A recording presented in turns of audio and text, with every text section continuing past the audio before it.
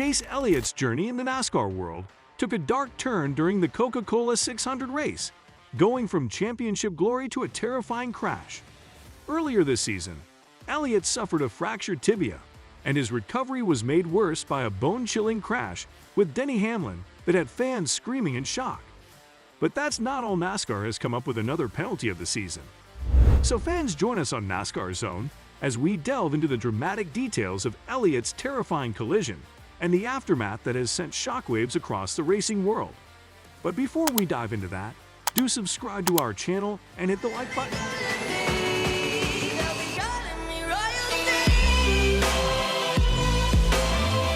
During the exciting 2023 NASCAR season, Chase Elliott went on a wild ride.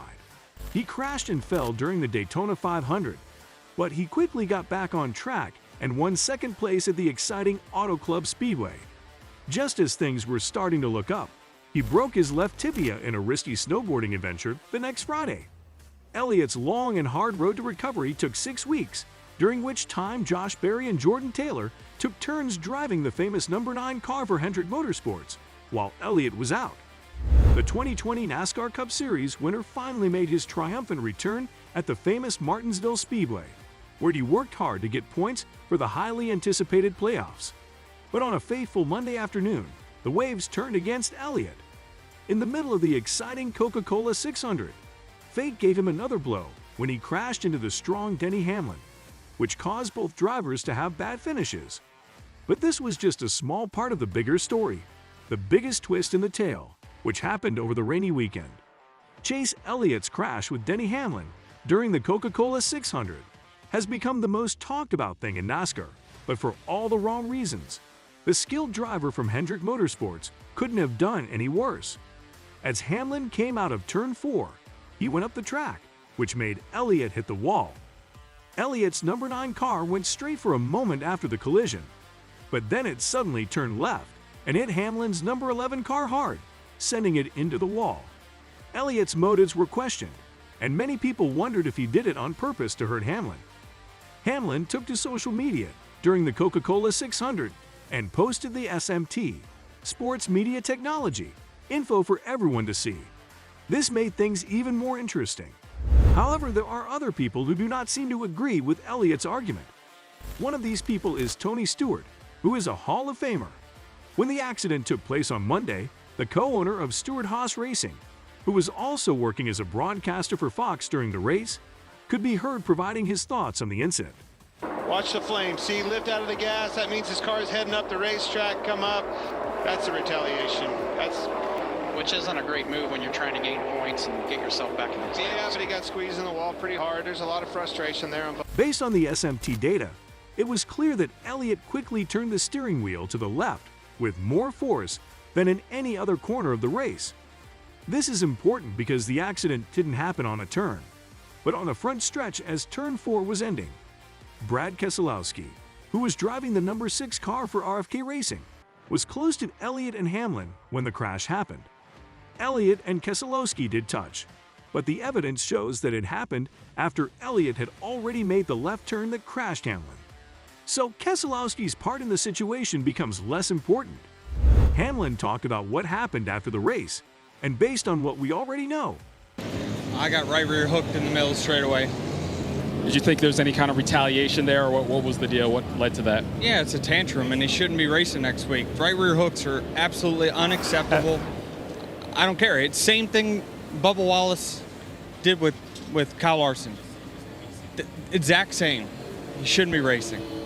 The idea of a deliberate right rear hook suggests that Elliott is suspended for one race, as NASCAR's Pro backs up this claim. Chase Elliott will not be able to run in the next NASCAR Cup Series race at Gateway because he got suspended.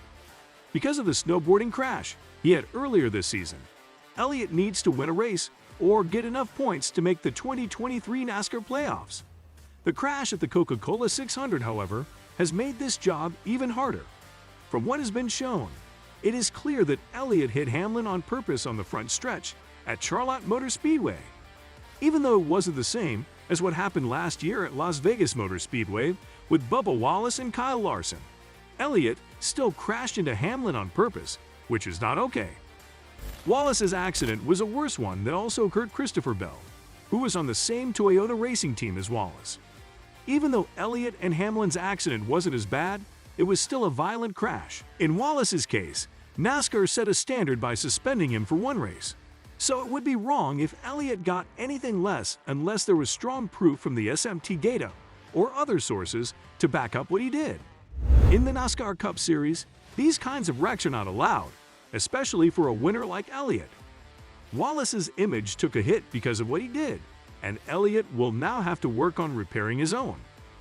What do you think about NASCAR's one-race suspension? Is this the best approach to demonstrate to drivers that they cannot drive dangerously anytime they please? Let us know in the comments section below. And be sure to hit the bell button and subscribe to our channel to get the latest updates. Denny Hamlin has talked about his concerns about Chase Elliott on TV, social media, and his podcast. So the move to suspend Elliott is likely to make him feel good. Hamlin didn't like what Elliott did, and he said so on an episode of his podcast, Actions Detrimental.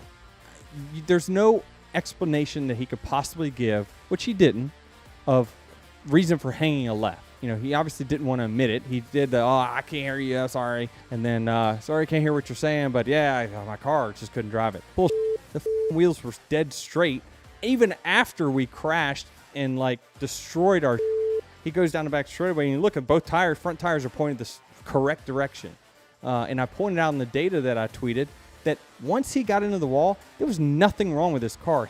He's turned the wheel back straight like he was going down the straightaway. And you can tell by data whether you've got toe link damage or not. So you can tell that basically if your line is skewed one direction or another, where you have to turn it left, turn it right, whether you've been a toe link or done significant damage. Given that Hamlin has spoken out against Elliott's actions on a number of different platforms, the choice to suspend Elliott is likely to prove Hamlin's point of view. Chase Elliott was given a penalty and ban, so Corey LaJoie will drive the number 9 Hendrick Motorsports Chevrolet in his place. Hendrick Motorsports has chosen not to appeal the penalty and has said in a statement that NASCAR needs officials who are always the same. They said they understood the penalty and would send in an official request to get out of it for the playoffs. LaJoie, who is 31 years old, will drive the number 9 Chevrolet Camaro ZL1 in the race at Worldwide Technology Raceway this weekend.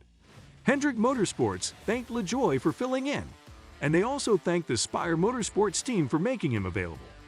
When Corey LaJoie moves to the number 9 car in the NASCAR Cup Series, Carson Hocevar will get the opportunity to drive the number 7 Spire Motorsports Chevrolet for the first time. Spire Motorsports issued a statement saying that they supported the decision and agreed with it. They discussed how eager they were to assist their close friends at Hendrick Motorsports and how pleased they were that LaJoie would be able to compete in a Chevrolet fielded by Hendrick Motorsports. They were happy for Hocevar as well, as he has already demonstrated his capabilities and will now be driving the number 7 Schluter Systems Chevy Camaro. The suspension of Elliott is merely the most recent challenge that he has needed to overcome during this season. Because of the damaged tibia in his left leg, he had already missed 6 races before this one. As a consequence of this, he is presently ranked 29th in the championship standings, which places him 81 points behind the cutoff line for qualifying for the playoffs. Corey LaJoie is currently 20th in the championship standings, 38 points away from making the playoffs.